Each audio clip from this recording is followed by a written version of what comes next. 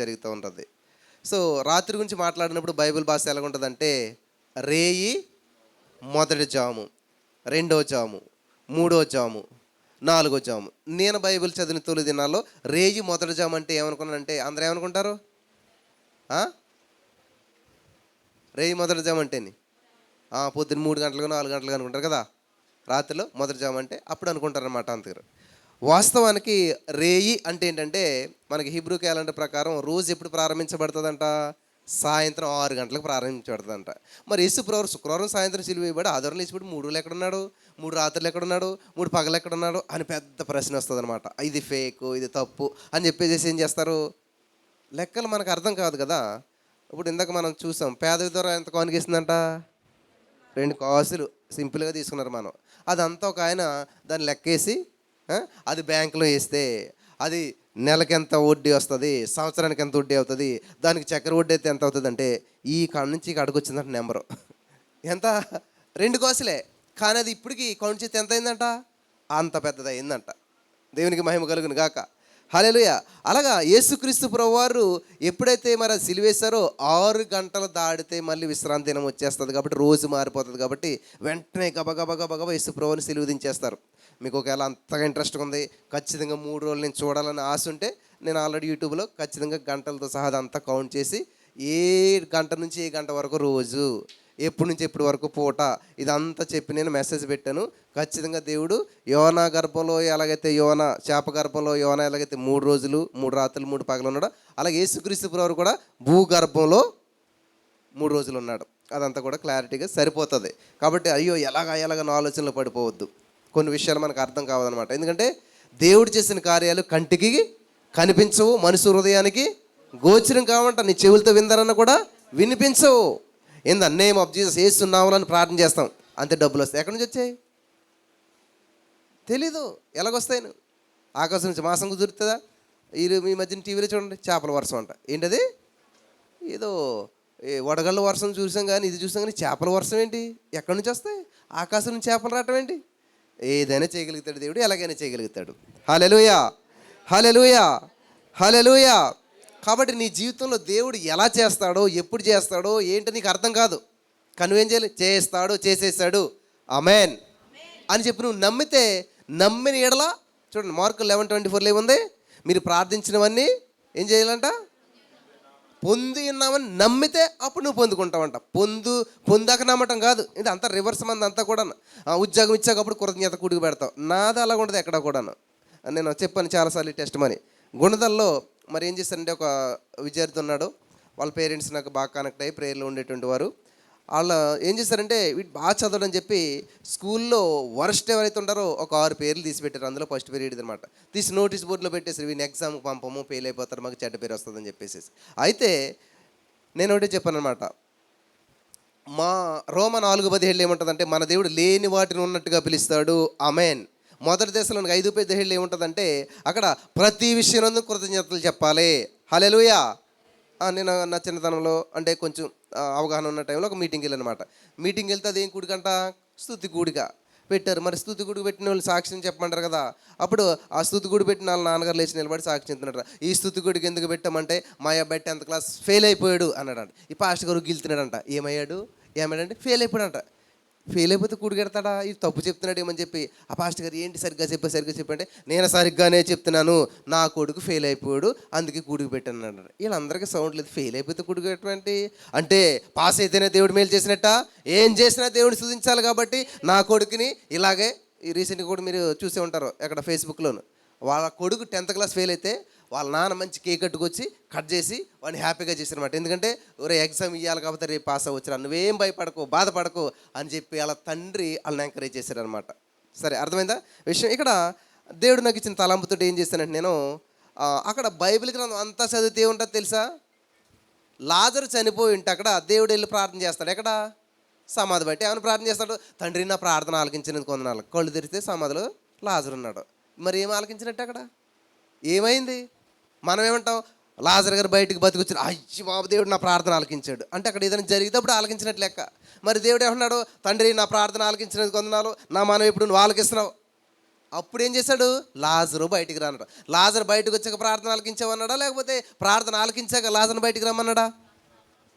సరే, ఇప్పుడు మీరు ఫర్ ఎగ్జాంపుల్ ఇదే మీటింగ్కి సిస్టర్ వాళ్ళు ఏదో స్నాక్స్ ఏర్పాటు చేశారు. సరే 20-30 మంది వస్తారనుకున్నారు, 100 మంది వచ్చారు. అప్పుడు ఏం చేశారు? ఆ 20-30 మందికి పెట్టినటువంటి 100 మందికి పని చేస్తే వావ్ మెరకల్ అద్భుతం 100 మందికి సరిపోయింది అని ఏం చేస్తారు? అప్పుడు సాక్ష్యం చెప్తారు కదా. కానీ దేవుడు అలా చేయలేదన్నమాట. ఏం చేశాడు? దేవుడు వాక్యం చెప్తుంటేనారు నిమగ్నం అయిపోయి 3 రోజులు అసలు ఎక్కడున్నారో ఎక్కడ కూర్చున్నారో అంతా మర్చిపోయారంట. అలా భోజనం చేయటమే మర్చిపోయారంట. ఈ లోపల ఎవరో శిష్యులు కూర్చొని అయ్యో బాబా యేసుప్రభువా నువ్వు బోధ చెప్తుంటే వాళ్ళు నిమగ్నం అయిపోయి 3 రోజులు ఏం తెలుసా భోజనం చేస్తుంటే అంతే. ఈ లోపల ఎవరికి ఆలోచించానంట. అప్పుడు దేవుడు అన్నాడు సరే మీరే భోజనం పెట్టినానంట. మాకు భోజనం పెట్టాలంటే ఇక్కడ రెస్టారెంట్లు లేవు, ఏమీ లేవు. ఒకవేళ నిజంగా భోజనం పెట్టాలి ఎంత ఆహారం కాలు తెలిసి లెక్కలేసి కాల్కులేట్ చెప్పారనమాట. నీ లెక్కలో దేవుని లెక్కలకు సరిపోవన్నమాట. 5 + 2 ఎంత? అది నీ లెక్క. దేవుడి లెక్క అని తెలుసా? 5 రొట్టెలు 2 చేపలు అంటే 5 + 2 = 5,000. కానీ అక్కడ ఇంకో లెక్క ఉంది ఏంటంట? పురుషులంట. మరి ప్రతి పురుషుడికి భార్య లేదా? 5,000 మంది పురుషులకి 5,000 మంది భార్యలు ఉంటే 5 + 2 ఎంత? 10,000. మరి ఇద్దరు భార్య భర్తలు ఉంటే పిల్లలు పుట్టరా? మరి ఇంకో 5,000 వేసుకుంటే ఎంత? 5 + 2 ఎంత? 15,000. ఒకవేళ ఇద్దరు పిల్లలు ఉంటే 20,000. మరి ఇంకా దానికి ఏమైనా కౌంట్ ఉన్నదా? 5 + 2 ఎంత అంటే ఏ మాస్టర్ అని ఏడే చెప్తాడు ప్రపంచంలో ఎక్కడికి వెళ్ళిన. కానీ వేసి ఏమంటాడు? నీ ఇష్టం నువ్వు వేసుకు ఎంత అని అంటాడు. హల్లెలూయా. కాబట్టి నీ లెక్కలకి దేవుని లెక్కలకి సంబంధం ఉన్నదా? ఇంపాసిబుల్, మ్యాచ్ అవుతుంది అనమాట. అందుకే దేవుడు చేసే కార్యాలంట హృదయానికి గోచరం కావు, ఏ సైంటిస్ట్కి అర్థం కావు, ఏ డాక్టర్కి దొరకదు. డాక్టర్ ఏమంటాడు? నువ్వు పోతావు అంటాడు. దేవుడు ఏమంటాడు? నీకు ఆయుష్ పెంచేసాను అంటాడు. హల్లెలూయా. డాక్టర్ ఏమంటాడు? నీకు పాటు పోయింది అంటాడు. నువ్వు తెల్లారులకు మెడికల్ టెస్ట్లో చేయితే అన్ని రిపోర్ట్లు నార్మల్గా వస్తాయన్నమాట. ఎలా జరిగింది అదే నీకు తెలియదు. ఈ నెల 2-3 తారీఖులు చూస్తే నా అకౌంట్ 3,000 ఉంది. 5-6 తారీఖులు చూస్తే కొన్ని లక్షలు నేను కట్టినట్టు ఉంది. పోనీ ఎక్కడి నుంచి వచ్చిందా? నీ హిస్టరీ చూద్దారంటే హిస్టరీలో డబ్బులు లేవు కదా. ఫోన్పే ఏం చేస్తాం మనం? హిస్టరీ చూస్తాం. ఈ హిస్టరీ అంతా వెతుకుతుంది, ఎవరు వేసారంటే ఎవరు వేయలేదు.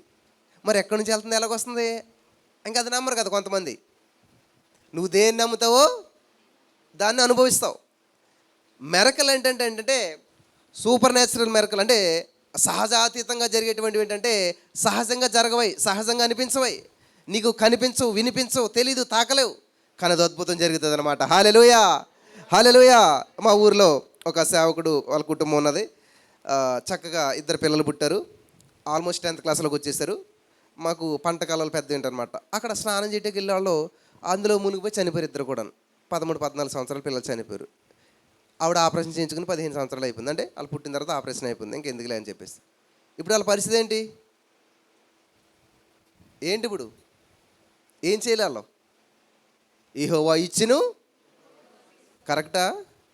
రాంగ్ వర్డ్ అది.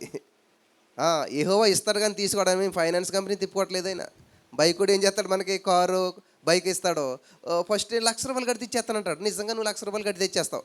నెక్స్ట్ ఈఎంఐ డేట్ వచ్చిందనమాట. వచ్చిన తర్వాత నువ్వు ఎంత కట్టవదో అంత అనవసరానికి నువ్వు కడతావా, లేదంటే కట్టకపోతే కారెట్టుకుపోతాడు. అలాగే దేవుడు ఏదో ఫైనాన్స్ కంపెనీ నడిపిలాగాను యెహోవా ఇచ్చాడంట. ఏమైపోయిందంట? మరి తీసుకుని ఎక్కడ దాచుకున్నాడు ఆయన? అసలు ఇవ్వటం తప్ప ఆయన తీసుకోవటం ఉండదన్నమాట. హల్లెలూయా, హల్లెలూయా. సౌలుని దేవుడు అభిషేకించాడు, మళ్ళీ తీసుకున్నాడా? దావీదు ఏమంటాడు?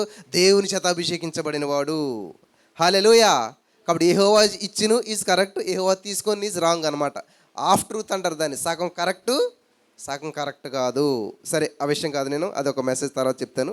ఇక్కడ మనం గమనించవలసినటువంటి విషయం ఏంటంటే దేవుడు మన జీవితంలో ఏదైనా సరే మన మేలు కొరకు సృష్టించాడు, మన మేలు కొరకు చేశాడు. ప్రతిదాన్ని నువ్వు అనుభవించాలి, ఆచరించాలి, పాటించాలి. ఇక్కడ ఈరోజు మరి మనం చదువుకున్నటువంటి వాక్యంలో ఏమని ఉన్నదంట? సామెతలు 8:17లో నన్ను ప్రేమించువారు నేను ప్రేమించను, నన్ను జాగ్రత్తగా వెతుకువారు నన్ను కనుగొందురు. హల్లెలూయా, హల్లెలూయా.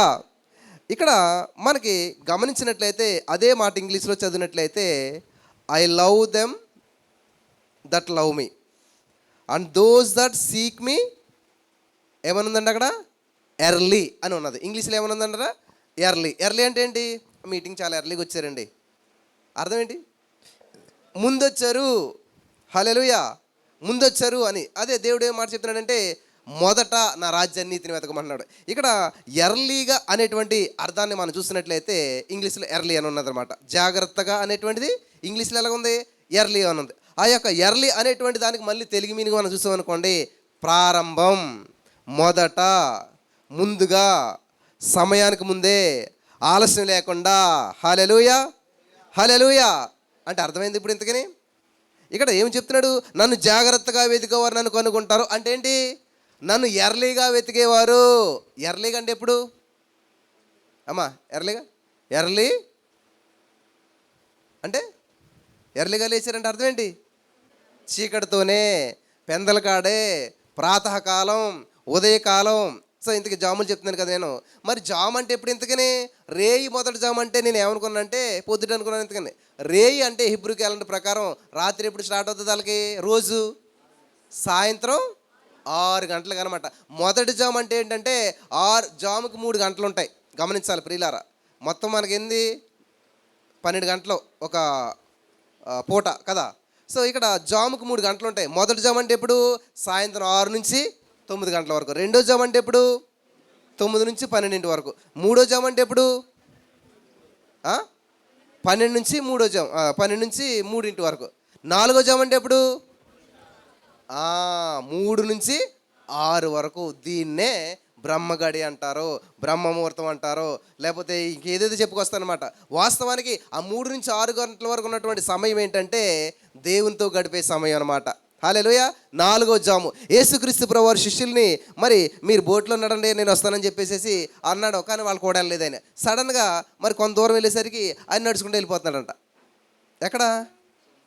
సముద్రం మీద. ఎప్పుడు? నాలుగో జాము అని బైబిల్లో స్పష్టంగా రాసిపడింది. స్పష్టంగా రాశారు. ఎన్నో జాము అంటే అది? నాలుగో జాము. నేను ఇలా చదివితే బైబిల్ అంతా కూడా చాలా కనపడ్డాయి నాకు. నాలుగో జాము అన్ని 4 జాములు ఉన్నాయి. బైబిల్లో ఏది చూసినా 4 జాములో జరిగినట్టున్నాయి. అరే ఇంత అద్భుతమైన విషయం ఎవరు చెప్పలేదని చెప్పి 4 జాములో దేవుడు చేసిన అద్భుతాలను ఒక మెసేజ్ రిలీజ్ చేశాను. అంతే పట్టుకున్నారండి ఇంకా అందరూ 4 జాములను. అప్పటి నుంచి ప్రార్థన చేయడం ప్రారంభించారు. హల్లెలూయా. అంతవరకు ఎర్లీ మార్నింగ్ ప్రార్థన అంత ఉండేటువంటి కాదు. తర్వాత ఏం చేశారు? అందరూ కూడా ఎవరు చూసిన ఇంకా 4 జాము ప్రార్థన, 1000 జాము ప్రార్థన, 1000 జాము ప్రార్థన, 1000 జాము ప్రార్థన అందరూ స్టార్ట్ చేశారు. దేవునికి మహిమ కలుగుతుంది కాక చాలా సంతోషం. ఈ యొక్క 4 జాము ఎప్పుడంటే 3 గంటల నుంచి 6 గంటల వరకును. 4 జాములోనే ఎర్ర సముద్రం ఇప్పుడు పాయలైంది తెలుసా? కరెక్ట్గా 3 గంటల నుంచి 6 గంటల వరకు అనమాట. ఎర్ర సముద్రం కరెక్ట్గా అదే సమయానికి పాయలైంది. అదే టైంలో వాళ్ళంతా కూడా ఆ యొక్క మరి 6 నెలలు నడుచుకుంటూ వెళ్ళారనమాట. హల్లెలూయా. ఈ 4 జాములోనే ఫరో సైన్యం అంతా కూడా జల సమాధి అయింది. ఆమేన్. అంటే నీ జీవితంలో మార్గాలు ఓపెన్ అయ్యే సమయం 4 జాము. నీ జీవితంలో శత్రునాశనం అయ్యే సమయం 4 జాము. ఇంత అద్భుతం జరుగుతుంటే నువ్వు ఎలా పడుకుంటావు అక్కడ?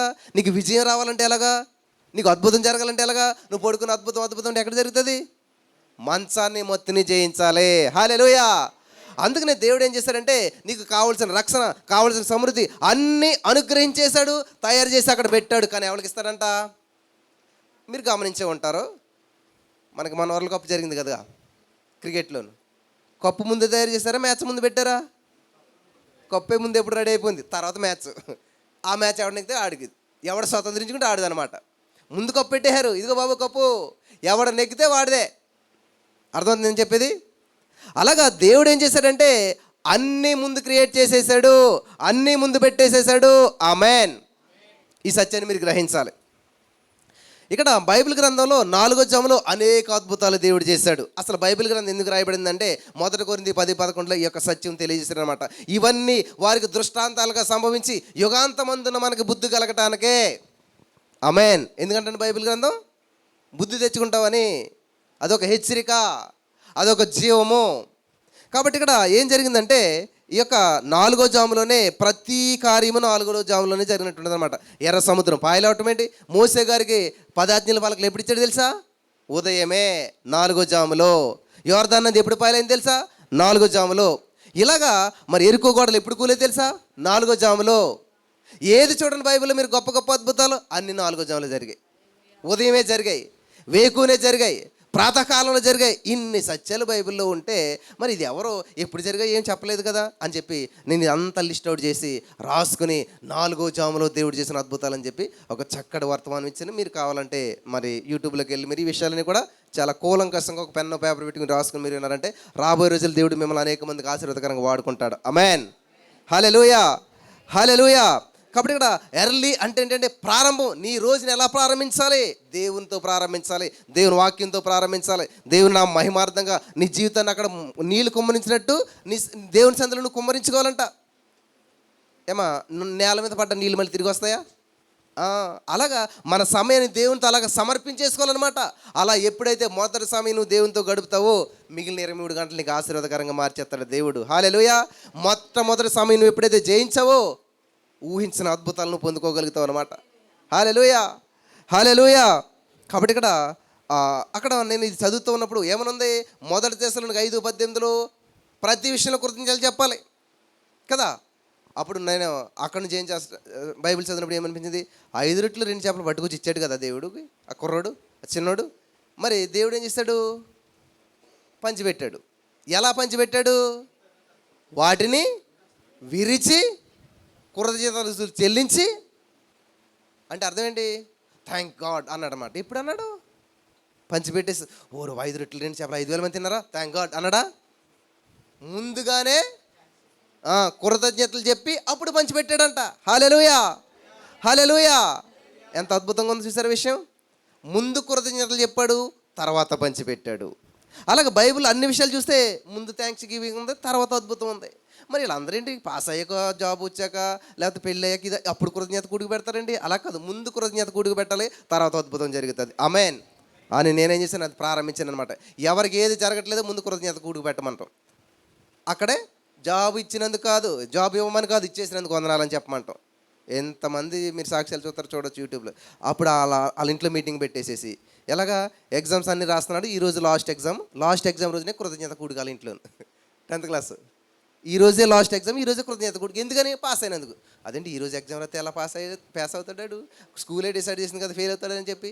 అంటే సాక్ష్యం కూడా చెప్పించాను నేను వాళ్ళ చేత, నేను పాస్ అయిపోయినందుకు కృతజ్ఞత కూడిక రికార్డ్ చేసాము అదంతా కూడా అన్న. ఆడేమో అప్పుడే ఎగ్జామ్ రాశాడు, ఊరంతా కోడైకొస్తున్నారు పాస్ అవుతాడని చెప్పేసి. కానీ ఏం పలికించాను, థ్యాంక్ యూ జీసస్, నన్ను పాస్ చేసినందుకు వందనాలు. వాళ్ళ తల్లిదండ్రులకి చేత కూడా చెప్పించాను అనమాట, మా బిడ్డ పాస్ అయిపోయాడు, మేము నమ్ముచున్నాం, ఆత్మలోకంలో ఇది ఆల్రెడీ జరిగిపోయింది. ఆమేన్, హల్లెలూయా. అయిపోయింది. 1.5 months తర్వాత ఏమొచ్చాయంట, రిజల్ట్ వచ్చాయి. ఏమవుతుంది అంటారు, పాస్ అయిపోయాడు. హల్లెలూయా. ఏదైతే పలికారో అది కలిగిందనమాట. కాబట్టి నీ మాటలు పరిస్థితులు క్రియేట్ చేస్తాయన్నమాట, లేని వాటిని ఉన్నట్టుగా చేస్తాయన్నమాట, నిర్జీవ క్రియలను జీవం కలిగినటువంటిగా చేస్తాయి. కాబట్టి advanced thanks giving is a weapon అనమాట. కృతజ్ఞతలు అడ్వాన్స్గా చెప్పాలి, జరగందే జరిగిపోయినట్టుగా దేవుని స్తుతించాలి. నేను 7వ తరగతి నుండి ఎవరో చెప్పారు, ఒక పాస్టర్ గారు, పాల్ యాంగిల్స్ గారు అని కూడా తెలియదు అప్పుడు పేరు మనకి. ఓ పాస్టర్ గారు చైరు టేబుల్ సైకిల్ కావాలంటే ఇలా రాసుకున్నాడు, అది జరిగిపోయింది. చాలా ప్రార్థన చేశారంట. ఎవరో ఊరు మరి షిఫ్ట్ అయిపోతున్నప్పుడు అయ్యేపటి అర్రే చాలా భలేగా ఉందని చెప్పి నాకు కూడా ఒక ఐడి వచ్చింది. ఇంటికి వెళ్ళిపోయిన వెంటనే ఒక పేపర్ చింపేసి ఈ పక్కనే ఏం రాసుకున్నాను, ఉద్యోగం ఆధారం ఉండకూడదు, దేని పనికి ఆటంకం ఉండకూడదు, తిప్పని పేపర్, మళ్ళీ భార్య ఈ హైట్ ఉండాలి, ఈ కలర్ ఉండాలి. ఎప్పుడు 7వ తరగతిలో రాసేసుకుని అంతే పడుకునే ముందు రోజు దాన్ని చూడటం అనమాట. ప్రేయర్ చేసుకుని దేవ ఇవన్నీ చేసే వందనాలు, థ్యాంక్ యూ చేసి అని చెప్పుకోవటం. 7వ తరగతికి వయసు ఎంత ఉంటుంది, 5 వేసుకోండి, 5, 7 ఎంత, 12 సంవత్సరాల. 12 సంవత్సరాల్లో స్టార్ట్ చేస్తే 32వ సంవత్సరంలో నెరవేరింది అదంతా. అంత ఒప్పుకుంటుంది మనకి. 2 సార్లు చేస్తాం, ఎక్కడ జరుగుతుంది ఇది. వాళ్ళంటి గుర్తు అద్భుతం అన్నారు, ఒక వాళ్ళంటికి 2 నాటికి వస్తారు, ఏమీ జరగదు, ఏమీ లేదు అక్కడ. చాలామంది చూస్తాను నేను. హల్లెలూయా, హల్లెలూయా. కాబట్టి ఏం చేయాలంట, ప్రభు కార్యాభివృద్ధి యందు ఎప్పటికీ ఆసక్తులు అయి ఉండాలంట. ఇప్పటికి కాదు, ఎప్పటికీ ఆసక్తులు ఉండాలన్నమాట. కాబట్టి మన జీవితంలో అద్భుతాలు అనేటువంటి మనల్ని వెంబడించాలి. 27వ కీర్తన 6వ వచనం నాకు ఇష్టం, ఎవరు పట్టించుకోరు. ఏమంటుంది అక్కడ, కృపాక్షేమలు నా వెంట వస్తాయి. ఆమేన్. మనుషులు నా వెంట వస్తారు, డబ్బు నా వెంట వస్తుంది, పేరు నా వెంట వస్తుంది, ఆస్తులు నా వెంట వస్తాయి, బంగారం నా వెంట వస్తుంది. In the name of Jesus I'm believing, I'm receiving. Amen. అలా నువ్వు ప్రకటించాలి, ఖచ్చితంగా అది నీ వెంటబడుతుంది. ఆమేన్, హల్లెలూయా. అంతేగాని నువ్వు వెంటబడతాం కాదు. అందరూ ఆనందం వెంట పరుగులు తీస్తారు, కానీ ఆనందంతో కొందరే జీవిస్తారు. నువ్వు ఆనందం వెంట పడతాం కాదు, అద్భుతాలు వెంట పడతాం కాదు, ఆ అద్భుతాలు నీ వెంట పడాలి. ఆమేన్, హల్లెలూయా, హల్లెలూయా. అలా ఎప్పుడు జరుగుతుందంట, యేసయ్య నీ కాపరైతే ఆయన ఎలా నడిపిస్తే నువ్వు అలా నడాలి. ఎక్కడ పడుకోమంటే అక్కడ పడుకోవాలి, ఎక్కడ కూర్చోమంటే అక్కడ కూర్చోవాలి. అప్పుడు ఆ అద్భుతాలు నిన్ను వెంబడిస్తాయన్నమాట. హల్లెలూయా. అంతేకాని అలా కాదు, రివర్స్ ఉంటుంది అంతా. దేవుడు నువ్వు చెప్పినట్టు చేయాలని చూసుకుంటూ ఉంటారు. దేవా ఇది ఎలాగా, అది అలాగా, ఇది ఎలాగా అని చెప్పి దేవుడికి పని చెప్తారు చాలామంది. మరి మీరు కదా బ్రదర్ లేని ఉన్నట్టు పలకమన్నారు. లేని ఉన్నట్టు పలకడం అంటే అది విశ్వాసంతో పలకాలి, దేవుడికి పని చెప్పినట్టుగా కాదు. దేవా ఇది చేయదు చేయను కాదు అక్కడ. దేవా నువ్వు ఆల్రెడీ నా జీవితం ఇది చేసావు, ఐఎమ్ బిలీవింగ్, ఐఎమ్ రిసీవింగ్, ఇది వేరు. దేవా అబ్బాయే కావాలి, ఎందుకు వస్తాడు? దేవుడు నీకేమో ఇంకా ఉన్నతమైన దాని ప్రణాళిక నువ్వు సిద్ధం చేస్తే నువ్వు అది అన్నావు అనుకో, నరుని హృదయంలో పూరించరు ఎవరు, ఆలోచనలు అనేకంగా వస్తాయంట. మరి ఏమవుతుంది? యెహోవా యొక్క తీర్మానమే స్థిరమవుతుంది. హల్లెలూయా, హల్లెలూయా, హల్లెలూయా. చాలా సమయం అవుతుంది. మనకి పూర్వకాలంలో అంటే 2000 అంటే ఇప్పుడు ఎంత 26 కాబట్టి ఒక 26 సంవత్సరాల క్రితం స్కూల్లో మార్క్సులు ఎలాగిచ్చేవారు, ప్రోగ్రెస్ రిపోర్ట్ ఎలాగిచ్చేవారు అంటే, ఇప్పుడు అంతా డిజిటల్ అయిపోయింది కదా, అసలు పేపర్ అనేది ఉండేది లేదు. రాబోయే రోజులు అంటే ఇలాగా ఎవడ బల్ల ఆడుకుంటుందని స్కూల్ బల్ల ఇలాగ ఒక ట్యాబ్ ఇస్తారనమాట. ఇది ఏం పట్టుకెళ్ళడం, ఇంకా ఇలా చేతులు చూపించుకుంటే వెళ్ళిపోవటం మాట స్కూల్కి. అంతా ఇందులో జరిగిపోతుంది అన్నమాట. అంతాను పాఠాలు గీటాలు అన్నీ ఇందులో జరిగిపోతాయి. అది క్లోజ్ చేసేసి వచ్చేయటం అనమాట. మన కార్లు ఎక్కితే ట్యాబ్లు వస్తాయి కదా వెనకాల, అలాగే స్కూల్లో కూడా ఒక ట్యాబ్ పెట్టేస్తారన్నమాట. ఇంకా మా రోజులు ఏంటంటే ఒక ప్రోగ్రెస్ రిపోర్ట్ ఉంటుంది, దాంట్లో గళ్ళు ఉంటాయి అనమాట, ఇంగ్లీషు తెలుగు ఇవన్నీ ఉంటాయి అనమాట. అప్పుడు ఏం చేస్తారు, 25 మార్కులకి వీడికి ఎన్ని వచ్చాయి, 9 వస్తే పాస్ అనమాట. పొరపాటున 9 గంటలు తక్కువ వచ్చాయి అనుకోండి ఫెయిల్. మరి ఎలా తెలుస్తుంది? మన ఇంట్లో వాళ్ళు చదువుకోరు కదా, వాళ్ళకి తెలియదు కదా. వాళ్ళకి బండ గుర్తండి, రెడ్ 0 చుట్టారండి ఫెయిల్ అయిపోయాడని. ఏమైనా అర్థమవుతుంది ఎవరికన్నాను? ఆ లోకంలో ఉన్న వాళ్ళు ప్రజలు ఎవరు ఉన్నారు ఇక్కడ? దేవునికి స్తోత్రం. అంటే రెడ్ 0 చుట్టేది ఫెయిల్ అయిపోయాడు అనమాట. మన ఫాదర్ చేత ఏం చేయాలి, సంతకం పెట్టించాలి. అప్పుడు నేనేం చేసేవాడిని, మనకు అన్ని రెడ్ 0లు ఉండే అనమాట. మా నాన్న చేత సంతకం పెట్టింది, మరి చిత్త కూడా ఎత్తారు కదా, ఏరా ఏం చేస్తున్నావు అని చెప్పేసి.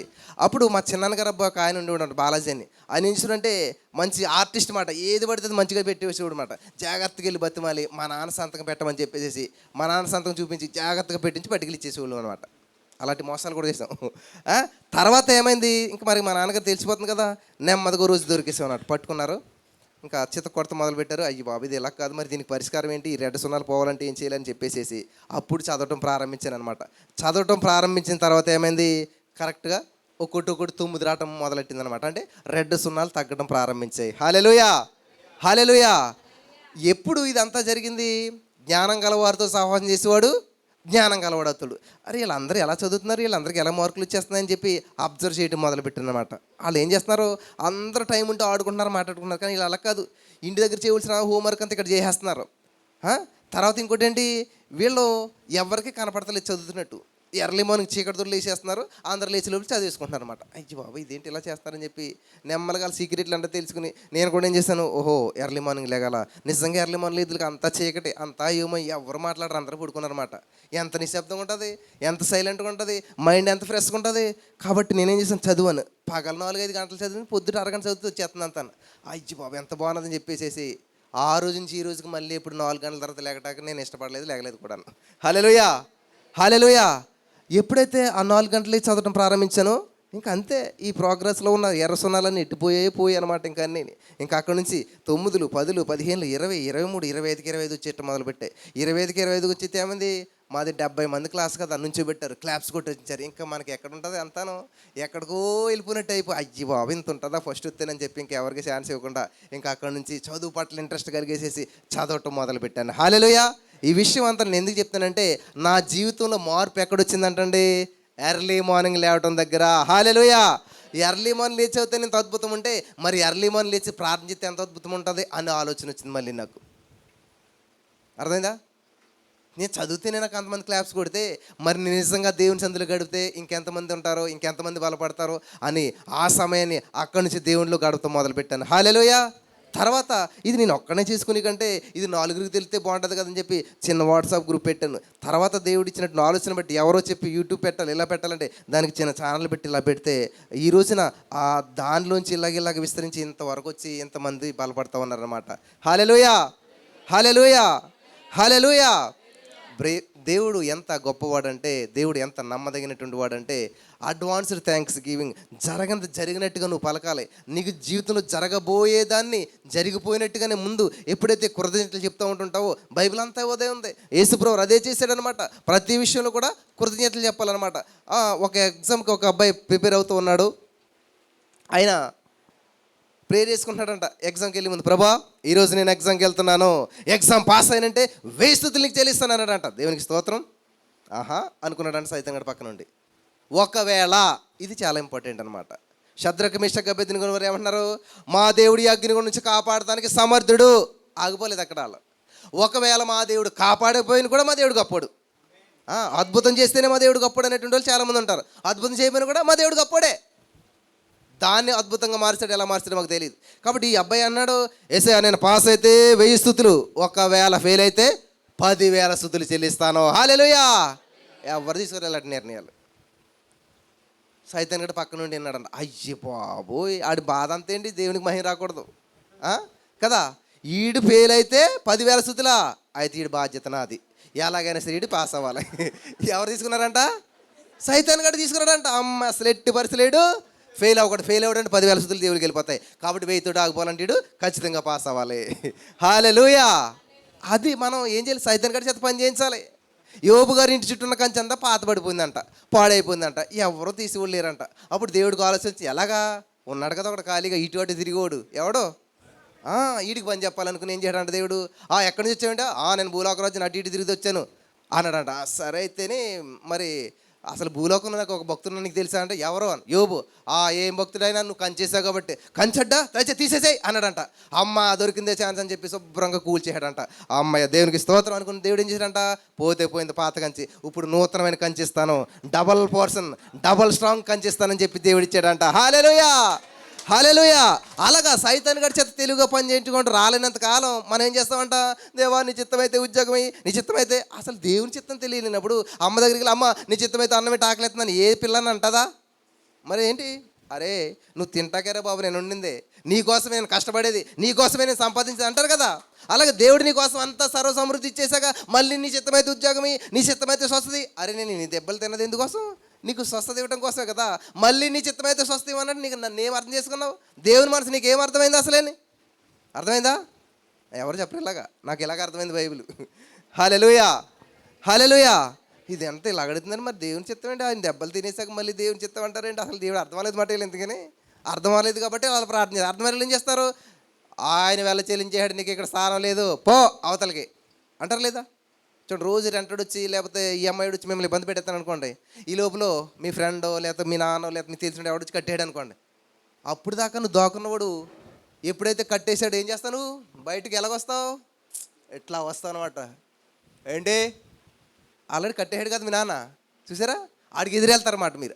అలాగే మీరు ఏం చేయాలి, ఇప్పుడు సమస్యకి ఎదురెళ్ళాలన్నమాట. మా నాన్న వెళ్ళ చెల్లించేశాడు. హల్లెలూయా.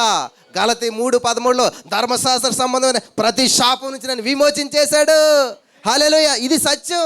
ఆ సత్యం మిమ్మల్ని స్వతంత్రులుగా నిలబెడుతుంది, స్ట్రాంగ్గా నిలబెడుతుంది. ఈ సత్యం తెలియలేదు అనుకోండి, అమ్మో నిజమే శాపం మా మీద పనిచేస్తుందేమో. అసలు శాపం అనే మాట మనకు వర్తించదు.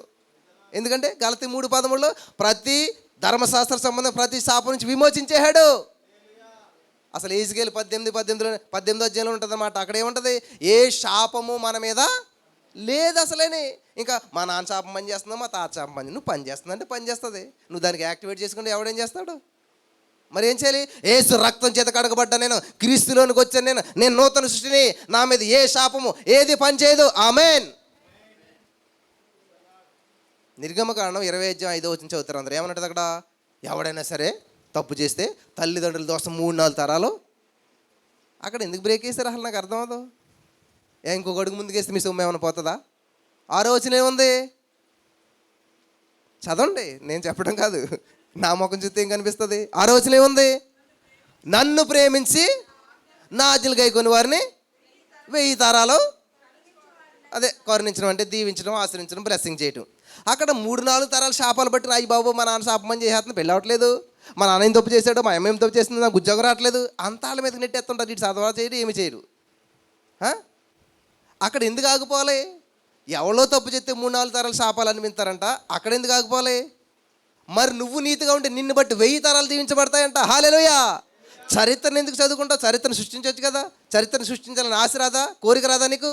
ఏంటా చరిత్ర సృష్టించడం? ఎంతవరకు శాపం వేలుబడి చేసిందేమో, ఎంతవరకు రోగం వేలుబడి చేసిందేమో, ఎంతవరకు పాపం వేలుబడి చేసిందేమో, ఇక నుంచి ఆశీర్వాదమే. ఆమేన్. నన్ను బట్టి నా కుటుంబం ఆశ్రయించబడాలి, నన్ను బట్టి నా సంఘం ఆశ్రయించబడాలి. ఇక్కడ నుంచి నేను చరిత్రను తిరగ రాస్తా ఉన్నాను. ఆమేన్. హల్లెలూయా. యేసుక్రీస్తు ప్రభువు వరకు అంట అనేక మంది నరకానికి వెళ్ళారు, ఎవరికి బయటికి రాలేదంట. కానీ యేసుక్రీస్తు ప్రభువు ఏం చేయడంట, సైతాన్ గడికి చూసి, ఓ నరకం వచ్చావు, అయిపోయింది నీ పని, ఇక్కడి నుంచి ఎవడు వెళ్ళడు ఇక్కడికి అనుకున్నాడు అంటాడు. కానీ దేవుడు ఏం చేయడంట, నరకపు ఆ యొక్క ఆ పాతాళపు తాళపు చెవులు ఆయన తెచ్చాడంట. హల్లెలూయా. మరణపు ముళ్ళుని విరిచేసాడంట. ఆమేన్. దేవునికి మహిమ కలుగును గాక. కాబట్టి ఈ రోజున నువ్వు చరిత్రను చదువుకుంటే అలాగ సాపికి వెళ్ళిపోవడం కాదు. దేవుని యొక్క ఉద్దేశం చరిత్రను సృష్టించాలి, చరిత్రను క్రియేట్ చేయాలి. నీ ద్వారా నీ కుటుంబంలో ఆశీర్వాదాలే, నీ ద్వారా నీ కుటుంబంలో కొత్త కొత్త వింతలు జరుగుతూ ఉండాలి. ఆమేన్. మా చరిత్రలో ఎవరు కూడా వాక్యం చెప్పింది లేదు, బైబిల్ పట్టింది ఏదో చదువుకుని ఉంటారు కానీ ఇలాగ దేవుని సేవకులు అవటాలు కానీ ఇది ఏమి లేదు. హిస్టరీ క్రియేట్ చేశాను నేను, నాతో హిస్టరీ ప్రారంభమైంది. హల్లెలూయా. చదువుకోవట్లేదు నేను, హిస్టరీ నేను క్రియేట్ చేశాను. ఎందుకంటే నేను క్రియేటర్ పెట్టిన కాబట్టి నేను క్రియేట్ చేస్తాను. ఆమేన్. మీరెవరు? కుక్క పిల్ల కుక్క అవుతుంది, కాకి పిల్ల కాకు అవుతుంది. మరి క్రియేటర్ బిడ్డ ఏమవుతాడు? క్రియేటర్ అవుతాడు. ఫాలో అవడు. ట్రెండ్ మనం ఫాలో అవ్వకూడదు. ఏం చేయాలి? సెట్ చేయాలి. సినిమా డైలాగ్ కాదు ఇది, దేవుడి డైలాగు. హల్లెలూయా. నేను పరిశుద్ధిని కాబట్టి మీరు పరిశుద్ధులు అవ్వాలి. ఆమేన్. నేను క్షమించాను కాబట్టి మీరు క్షమించాలి. నేను చేశాను కాబట్టి మీరు చేయండి అంటున్నాడు దేవుడు. ప్రతిదీ మాదిరిని చేయలేడు యేసే మనకి. హల్లెలూయా. నువ్వు యేసైనా మాదిరిగా తీసుకోవాలి, ఎవరిని మాదిరిగా తీసుకోవద్దు. పౌలునో లేకపోతే వాళ్ళనో వీళ్ళని తీసుకోవద్దు. తీసుకుంటే మంచిగా తీసుకో. మోసేని మాదిరిగా తీసి, ఎందుకని 120 సంవత్సరాలు కూడా కాలు లేకుండా ఉన్నాడు, అది మాదిరిగా తీసుకో. అంతేగాని దావీదు గారు పడిపోడలే, దావీదు అంతటి పడిపోడు, నేనంతా అని నువ్వు ఇంకొక ఆమెతో పడిపోవటం, అది కాదు మాదిరి తీసుకోవటం. మంచిని తీసుకోవాలి. హల్లెలూయా. హల్లెలూయా. దేవునికి మహిమ కలుగును గాక.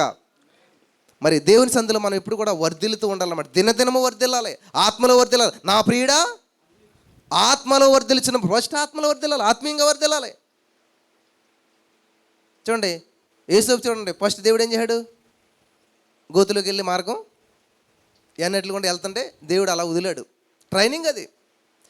ఎంత గొప్ప ఉద్యోగం ఇచ్చినా ఫస్ట్ ఏం చేస్తారు? ట్రైనింగ్ ఇస్తారు.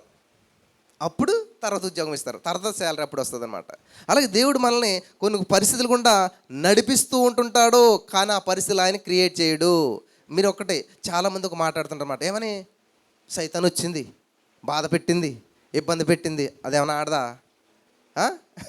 సైతాన్ ఏమన్నా ఆడదా? కాదు. సైతాన్ ఎవరు అసలేని? ఎవరమ్మా? అయ్యో, లూసిఫర్ అంటే ఎవరు? వర్షిప్పరు, ఆరాధికుడు, దేవుడికి బాగా దగ్గరగా ఉన్నటువంటి వాడు, దేవుని ఆరాధించిన వాడు, దేవుడే సొంతంగా చేశాడు. ఎలాగుంటాడు? నల్లగుంటాడా? మనం అయ్యి బాబోయ్ అసలే నల్లగా కొమ్ములు వేసుకున్నది, ఇదంతా మన ఇమాజినేషన్. దేవుడు అలా చేయలేదు, అంతో అందంగా అద్భుతంగా చేశాడనమాట. అందుకని వెలుగు దూత అంటారు చూసారా, తెల్లగా వెలుగు దూత అనమాట. సైతాన్ గడు ఏమి నువ్వు అనుకున్న విధంగా నల్ల బట్టలు వేసుకుని నీ దగ్గరికి రాడు. సేమ్ తెల్ల బట్టలు వేసుకుని మంచిగా అందంగా ఆకర్షణీయంగా నీ దగ్గరికి వస్తాడు. కాబట్టి ఇక్కడ దేవుడు దూతలను చేశాడు, కానీ పిల్ల దూతలు మనకి యూట్యూబ్ కొడితే పిల్ల దూతలు ఎగిరిపోతుంటారు. ఎక్కడ వచ్చేస్తారు? దేవతలు ఏమైనా పెళ్లి చేసుకుంటారా? వాళ్ళకైనా పిల్లలు పుడతారా? అట్లాంటిది ఏముండదు. అంత దూతలు మగ దూతలే ఉంటారు తప్ప ఆడదూతలు ఉండరు. తర్వాత మనకి చనిపోయిన తర్వాత తల్లి ఆత్మ పిల్లాత్మ ఏముండదు, ఒకటే ఆత్మ ఉంటుంది. ఆత్మ దాన్ని దయచేసిన దేవుని దగ్గరికి వెళ్ళిపోతుంది. హల్లెలూయా. హల్లెలూయా. కాబట్టి సైతాన్ గాడు ఆడదు కాదు, సైతాన్ ఎవరంట?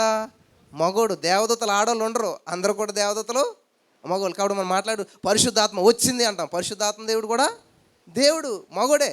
అంతా పుల్లింగంలోనే వాడాలి తప్ప స్త్రీలింగం దేనికి కూడా వాడకూడదు. మనం ఈ లోకంలో కొన్ని వాడతాం అనమాట. కారు వచ్చింది, బస్సు వచ్చింది, కూర బాగుంది, అన్నింటి స్త్రీలింగం వాడతాం.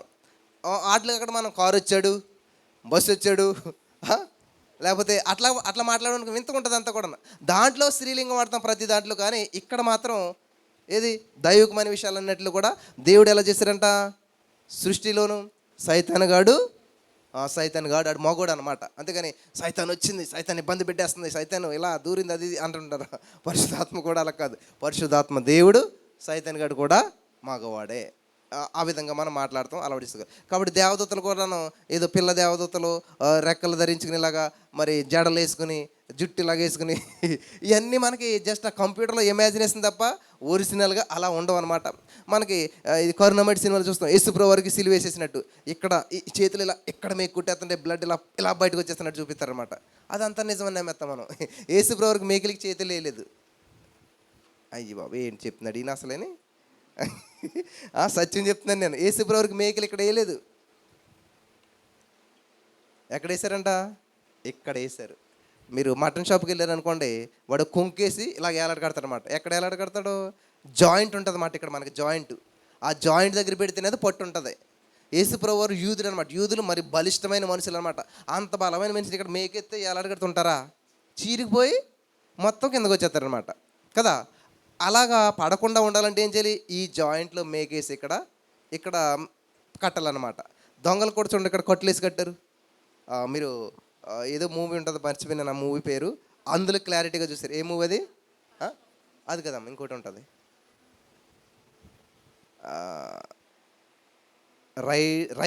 రైజన్ మూవీలో ఇదంతా క్లారిటీగా ఉంటుంది అనమాట. అక్కడ రైజన్ అనేటువంటి ఒక ఇంగ్లీష్ మూవీ ఉంటుంది, అందులో క్లారిటీగా సిలువ ఒరిజినల్గా ఎలాగేసారో అందులో చూపిస్తారనమాట. అలాగే మనకు కొన్ని విషయాలు తెలియదు అనమాట. మనం ఏది చూస్తే అది చచ్చిపోయి నమ్మేస్తాం అంతే. అసలు మా అమ్మ తీసుకెళ్ళిందో సార్ నన్ను, ఇంకా ఈ చీర తడిచిపోయింది, అన్ని తడిచిపోయినాడు, ఈశ్వరం సిలువ ఎత్తనప్పుడు అంటే అక్కడ ఆ మేకులు కొట్టేస్తుంది. ఇదంతా అట్లా అనిపిస్తుంది మనకి ఇంతకని, ఎందుకంటే మనం అదే చూస్తాం కదా. చాలా జాగ్రత్త ఉండాలి. విజన్ అనేటువంటిది చాలా ఇంపార్టెంట్ అనమాట. మనం ఏది చూస్తామో, పిల్లలకి ఏది చూపిస్తామో అదే కరెక్ట్ అని చెప్పేసి అదే ప్రింట్ అయిపోతుంది అనమాట. మనకి ఇంతకాలం అదే ప్రింట్ అయిపోయి ఉంటుంది. ఈసారి మీరు రైజన్ అనేటువంటి ఒక మూవీ ఉంటుంది, మీరు యూట్యూబ్లో కొట్టి చూడండి, అందులో క్లారిటీగా ఉంటుంది అనమాట. యేసుప్రభుని ఎక్కడ సిలువేశారు, ఎలాగా ఏంటి అనేటువంటిది అంతే, ఆ విషయాన్ని అంతా కూడా క్లారిటీగా చూపిస్తారు అనమాట. హల్లెలూయా, హల్లెలూయా. కాబట్టి ఎప్పుడైతే ఎర్లీ మార్నింగ్ లేచి నీ జీవితాన్ని నువ్వు ప్రారంభించడం మొదలు పెడతావో మిరకిల్స్ జరుగుతాయి అన్నమాట. హల్లెలూయా. తర్వాత నేను లేనిది ఉన్నట్టు పలకడం నేర్చుకున్నాను. ఒక 90 days మీరు టార్గెట్ పెట్టుకుని మీ జీవితంలో ఏదైనా సమస్య కొరకు పదే ప్రార్థన చేస్తే ఖచ్చితంగా ఫలితాన్ని మీరు చూస్తారు. నేను 2023 సంవత్సరం మరి నేను ఏం చేశానంటే, ఈ యొక్క సిస్టమ్, ఇది పాలయంగిచ్చి గారు ఏదైతే పెట్టుకున్నారో నేను కూడా అలాగా మరి గతంలో రాసుకునేవన్నీ నా జీవితంలో జరుగుతూ వచ్చాయి అనమాట. ఇలాగా ఈ హైట్ ఉండాలి, ఈ కళ్ళు ఉండాలి, ఇటువంటి అమ్మాయి ఉండాలి ప్రార్థన చేస్తే నిజంగా దేవుడు ఊహించని రీతిలో పెద్ద స్టోరీ మాదంతాను దేవుడు దాన్ని సమకూర్చాడు. అలా జరిగింది. తర్వాత మరి ఈ యొక్క పరిచర్య నేను 2018 సంవత్సరంలో ప్రారంభించాను. ఎంత వాక్యం చెప్పినా ఇదే నా పరిస్థితి, గోడకు దగ్గర కూర్చోవడం, గోడగా చెప్పడం అనమాట. అలాగే సంవత్సరాలు గడిచిపోయి 4-5 సంవత్సరాలు గోడలుగా చెప్తూ ఉన్నాను అనమాట. కానీ ఒక రోజున నాకు ఆలోచన వచ్చిందనమాట, ఎంతమంది 10 మంది 20 మందినా ఎందుకు అభివృద్ధి చెందట్లేదు అంటే మనం పలకట్లేదు. నేను పాలు యంగచ్చ గురించి చదివినప్పుడు ఏమైందంటే, ఆయనకి వచ్చేది 50 మంది అంట, ఒక 5-10 వేల మంది పట్టే సంఘం కట్టాడంట. ఆయన ఇంత సంఘం కట్టి ఏం చేస్తున్నాడు, వారం అంతా తిరుగుతున్నాడంట, ఆదివారం వాక్యం చెప్తున్నాడంట. ప్రతి వారం అంతా ప్రతి ఇంటింటికి తిరిగి రండి అని చెప్తున్నాడు, ఎవరు రావట్లేదంట. అప్పుడు దేవుడి దగ్గరికి వెళ్ళి, ప్రభావ మరి ఇంత ప్రార్థన చేస్తున్నా ఎవరు రావట్లేదంటే, ఎవరు వెళ్ళమన్నారు నేను అన్నాడంట. అయ్యో బాబు అదేంటి, ఎవరు వెళ్ళమన్నారంటే, మరి ఎవరు అందరు రావాలంటే నేను వెళ్ళాలి కదా, నువ్వు వెళ్ళమని ఎవరు చెప్పారు? 2 కీర్తన 8 వచ్చిన ఏముంది, నన్ను అడుగుము జనం, అర్రే నిజమే కదా, నిన్ను అడిగితే నువ్వు ఇస్తావా, మరి ఇంట్లో అన్నీ తిరగటం ఇది అంత ఏంటి అని అంటే, అప్పుడు అంట ఏం చేయడం, నేను ఎక్కడ రానని చెప్పేసి వారం అంతా కలిపి చర్చిలో కూర్చుని ఏం చేస్తాడంటే ఈయన ప్రార్థన చేయటం మొదలు పెట్టండి. In the name of Jesus. 2 కీర్తన 8 వచ్చిన ప్రకారం నన్ను అడుగు జనం స్వాస్థ్యంగా ఇస్తానన్న దేవా, ఇచ్చినందుకు వందనాలని చెప్పి ప్రార్థన చేస్తుంటే ఈ వచ్చినటువంటి 50 మందికి ఏమైందంట, మిరకిల్స్ జరగడం ప్రారంభించాయంట. హల్లెలూయా. స్వస్థతలు జరగడం ప్రారంభించాయంట. ఆగుతారేలో ఈ 50 మంది ఏం చేశారు, బయటికి వెళ్ళి ఇలాగా అక్కడ మరి ప్రార్థనకి వెళ్ళని ఇలాగా స్వస్థత జరిగింది. ఆల్నైట్ అంట ఆయన ఎవరో హైదరాబాద్ నుంచి వచ్చాడు, ఇలాగ ఏంది ఉన్నట్టు పలకమన్నట్టు పలికేసి నాకు నిజంగా జరిగిపోయింది. ఆగుతారా, అయ్యి బాబు నేను వస్తాను, ఇంకో 10 మంది వస్తారు కదా. అలాగేమంది 50 మందికి వస్తా ఇంకో 50 మందికి చెప్పారంట, 100 మంది అయ్యారంట. ఈ 100 మంది కాస్త 10 మంది చెప్తే 1000 మంది అయ్యారంట.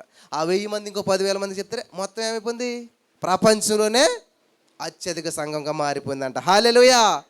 ఏం చేస్తేని ఆయన గిరగిర తిరిగితే కాదు, ఆయన కూర్చుని మోకరించి ప్రార్థన చేసినప్పుడు జరిగింది అనమాట. ఇదంతా కూడాను పలికినప్పుడు జరిగింది, లేనిది ఉన్నట్టు. అరే మరి మనకెందుకు జరగదు అంటే, దేవుడికి ఏమీ పక్షపాతం లేదు. యెహోవా అందరికి ఉపకారి, ఆయనకి చేసిన దేవుడు నాకు కూడా చేస్తాడు. హల్లెలూయా.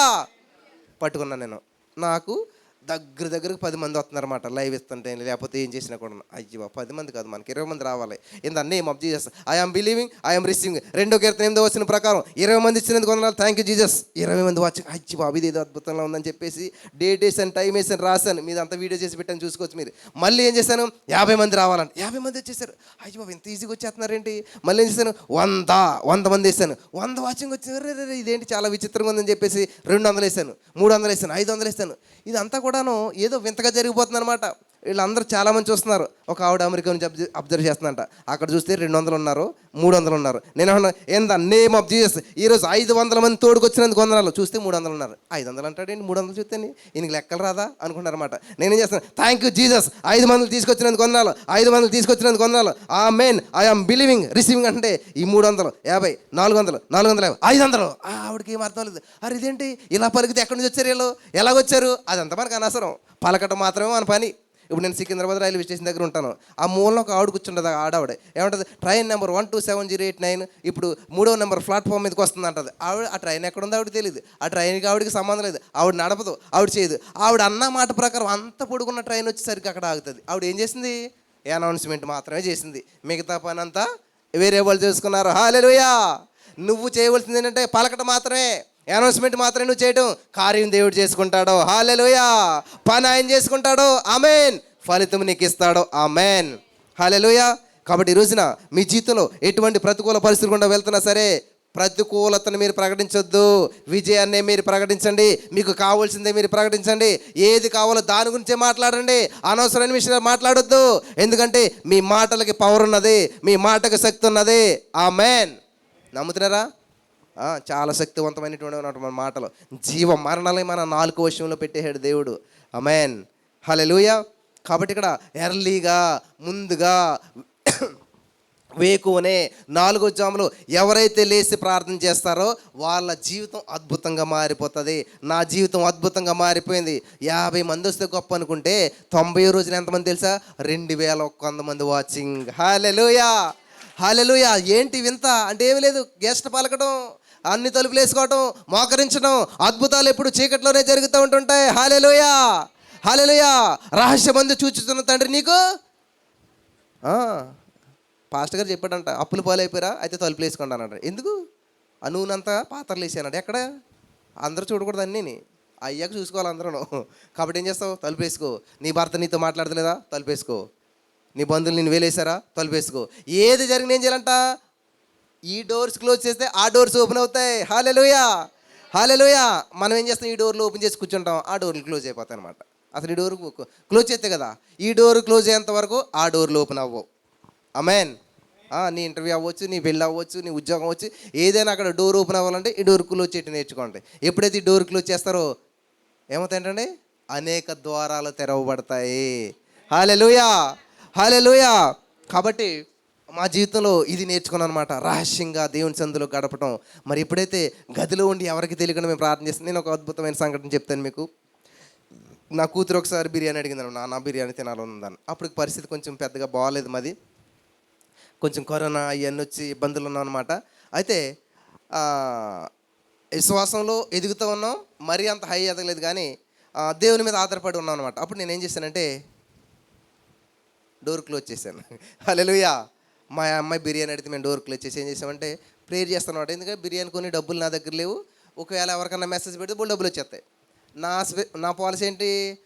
డబ్బులు అప్పు చేయను, అప్పు ఇవ్వను, అప్పులు చేసుకునే వాళ్ళ మధ్యలో ఉండను. అసలేని అప్పు అన్నటువంటి మన హిస్టరీలో ఉండకూడదు అనమాట. ఇది ప్రాణం పోతుందా? అప్పు లేకుండా ప్రాణం పోతే అదే హ్యాపీ. ఇటువంటి తీర్మానంతో నేను నిర్ణయం చేసుకున్నాను. ఈ రోజు వరకు కూడా మా పరిచర్యలో ఎవరిని కూడా నేను స్పాన్సర్ చేయమని అడగటం కానీ, దీనికి ఇంత ఖర్చు అవుతుంది దీన్ని పెట్టుకోండి కానీ ఎవరిని ఎప్పుడు అడగలేదు. అలాగని చెప్పి ఇప్పుడు వరకు ఎప్పుడు లోటు రాలేదు. అనుకున్న టయానికి 5 రోజులు ముందే కట్టేస్తానని నేను. హల్లెలూయా. హల్లెలూయా. విచిత్రం విషయం ఏంటంటే అసలు కానుకే పట్టలేను ఎక్కడ కూడాను. వాళ్ళు ప్రేరేపించబడి తెచ్చుకుంటాం తప్ప మేము వెళ్ళి అడుక్కోటాలో ఇది భారమైన పరిచర్య అని ఎవరన్నా అంటే మానేసేయమంటా నేను వాళ్ళని. మరి చాలా భారమైన పరిచయం ఎవరు చేయమన్నాడు? భారంతో నా కాడి సులువు ఉంటుందని దేవుడు చెప్తే నువ్వు భారమైంది అంటావేంటి? క్వైట్ ఆపోజిట్ అనమాట. దేవుడు మనసు నీకు అర్థం కాలేదు కాబట్టి నీకు భారం అనిపిస్తుంది. దేవుడు చెప్పేవాడు నా కాడి సులువుగా ఉంటుంది. హల్లెలూయా. ఒక పని అప్పగించేవాడు ఆయనే, ఆ పని చేసే సామర్థ్యం ఇచ్చేవాడు కూడా ఆయనే. కాబట్టి దేవుడు నీకు ఆ పని అప్ప చెప్పాడు లేదన్నదాన్ని చూసినట్టంటే ఆ పని నీకు భారంగా ఉంటే దేవుడు అప్ప చెప్పలేదు నీకు, అది నీ సొంతంగా చేస్తున్నావు. దినకరణ కానీ పరిచర్యలోకి పిలిచాడంటే దేవుడు రా నీకు మరి నా పరిచర్య ఏంటి? నేను రానన్నాడు. అదేంటి నేను రానన్నాడు? ఎందుకంటే అదిగో మా పక్కింటి పాస్టర్ గారు సైకిల్ కూడా లేదు, మా ఇంటి పాస్టర్ గారికి 2 పూటలు భోజనం చేయడు, ఈ పాస్టర్లు అందరిని చూస్తే ఇలాగ అడుగు తింటున్నారు, నన్ను కూడా అడుగు తింటకు రమ్మంటావు, జాబ్ వదిలేసి అన్నాడంట. అరే రే అట్లా ఉండదు, నేను పిలిచానంటే చాలా ఉన్నతంగా ఉంటుంది అన్నాడంట. మరి వాళ్ళ పరిస్థితి ఏంటంటే నేను పిల్లలేదు అన్నాడంట. ఎవరో ఇప్పుడు మనల్ని ఇంటికి పిలిచారు, రోడ్డు మీద నుంచి పెడతారు మనల్ని, చక్కటి సిరిమిచ్చి లోపలెట్టి ఏది కావాలో అది ఏం చేస్తారు? మనం వస్తామంటే అక్కడ కాలేజ్ నుంచి పికప్ ఎంత గౌరవిస్తారు మనుషులు. మరి దేవుడు ఏం చేస్తాడు? పిలిచేసే నీ పని చూసుకురంటాడా? ఇప్పుడు మొత్తం ఆకాశాన్ని జాంతో కొలిసినటువంటి ఆయన పిలిచాడంటే ఎంత ఎంత ఎంత ఘనంగా మనల్ని సత్కరిస్తాడో, ఎంత గొప్ప చేస్తాడో. సరే నేను నువ్వు రా, నేను చూపిస్తాను ఎలా ఉంటుందో అంటే ఈయన ఒప్పుకోలేదంట. పరలోకంలో పెద్ద మీటింగ్ జరిగిందంట. మీటింగ్ జరిగాక ఒక బంగారు పేపర్ తీసుకుని ఇదిగో నాకు ఈ క్వాలిటీస్ కావాలి, ఇలా ఉండాలి, ఇదంతా సంతకం చేసి ఓకే అంటే నేను వస్తానని చెప్పాడంట ఆయన దినకరణ గారు. సరే అని చెప్పి అందరికి మీటింగ్ వేసి ఇదిగో నేను ఎక్కడికి వెళ్ళి ప్రసంగం చెప్పి నువ్వు అక్కడికి వచ్చి ఉండాలి, నేను ఎవరికి ప్రార్థించితే వాళ్ళకి అద్భుతాలు చేయాలి. హల్లెలూయా. ఇవన్నట్లు ఒప్పుకున్నాక దేవుడు పిలిచి వాడుకున్నాడు. మీకు అందరికీ తెలుసు, దినకన్న గారు మన మధ్యలో లేరు, కానీ ఎంత ప్రపంచాన్ని మరైనా ఎంత అద్భుతంగా మరి ప్రభావితం చేశాడు మీకు అందరికీ తెలుసు. దేవుడు పిలిస్తే అలాగుంటుంది. హల్లెలూయా, హల్లెలూయా. దేవుడు నిన్ను మాట్లాడమంటే ఎక్కడ నెత్తుకోవాలి, ఇప్పుడు ఏ రిఫరెన్స్ నెత్తుకోవాలి, ఎక్కడ, ఇదంతా ఏముండదు. ఇంకా నువ్వు నిలబడితే చాలా ఆయన మాట్లాడుకుంటాడు. ఆమేన్, హల్లెలూయా.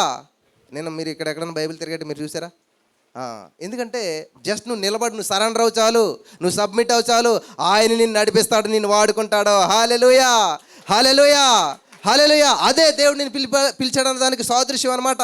కాబట్టి నేను 2010 సంవత్సరంలో మరి అప్పులతోటి నేను హైదరాబాద్ వెళ్ళాను. కానీ తర్వాత నేను తీర్మానం చేసుకున్నాను అనమాట, 2010 సంవత్సరం నుంచి స్టిల్ ఈ గడియ వరకు నేను సింగిల్ రూపాయి అప్పు చేయలేదు. ఆమేన్, హల్లెలూయా. ప్రతి నెల మా ఖర్చు ఎంత ఉంటుందంటే లక్షల్లోనే ఉంటుంది అనమాట.